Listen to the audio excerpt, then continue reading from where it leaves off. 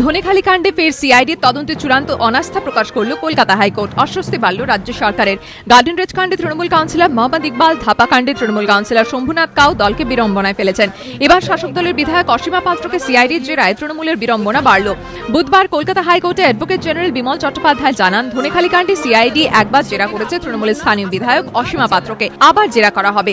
যদিও এদিন ফের সিআইডির তদন্তে তীব্র অসন্তোষ প্রকাশ করেছে আদালত। গত 18 জানুয়ারি কাজী নাসিরুদ্দিন নামে এক ব্যক্তিকে ধনেখালি থানার লকআপে পিটিয়ে মারা হয় বলে অভিযোগ। ধনেখালি কাণ্ডে সিআইডি তদন্তে অগ্রগতি রিপোর্ট এদিন প্রধান বিচারপতি অরুণ মিশ্র ও বিচারপতি জয়মাল্য বাগচির ডিভিশন বেঞ্চের কাছে পেশ করেন অ্যাডভোকেট জেনারেল। সিআইডি রিপোর্টে লিখেছে, ঘটনার দিন তৃণমূল বিধায়ক অসীমা পাত্র তদন্তকারী আধিকারিক ও ধনেখালি থানার ওসির সঙ্গে ফোনে কথা বলেন। কাজী নাসিরুদ্দিনকে গ্রেফতার করা হয়েছে কিনা জানতে চান। এরপরে শাসক দলের বিধায়কের সঙ্গে পুলিশের যোগসাজশ নিয়ে প্রশ্ন তোলে আদালত।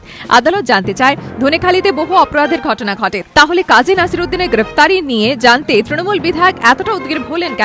কতবার তদন্তকারী আধিকারিক ও ধনেখালি থানার ওসির সঙ্গে কথা বলেন তৃণমূল বিধায়ক অসীমা পাত্র? অ্যাডভোকেট জেনারেল জানান, সিআইডি রিপোর্টে বলা হয়েছে দুবার কথা বলেছিলেন অসীমা পাত্র, কিন্তু এই উত্তরে সন্তুষ্ট হয়নি আদালত। তারা বলে, কিসের ভিত্তিতে বলছেন দুবার কথা হয়েছে? মোবাইল ফোনের কল রেকর্ডের ডিটেল কোথায়?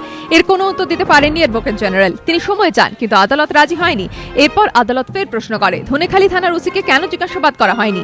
অ্যাডভোকেট জেনারেল জানান, ধনেখালি থানার ওসির বক্তব্য রেকর্ড করা হয়েছে। সেই রেকর্ড দেখে অসন্তোষ প্রকাশ করে আদালত।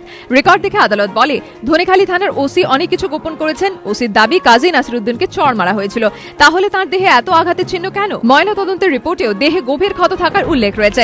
তাছাড়া ওসি রিপোর্টে কেন বলেনি ধনেখালির তৃণমূল বিধায়কের সঙ্গে তার ফোনে কথা হয়েছে? সিআইডির তদন্তের রিপোর্ট দেখে আদালতের মনে হয়েছে একপেশে তদন্ত হয়েছে।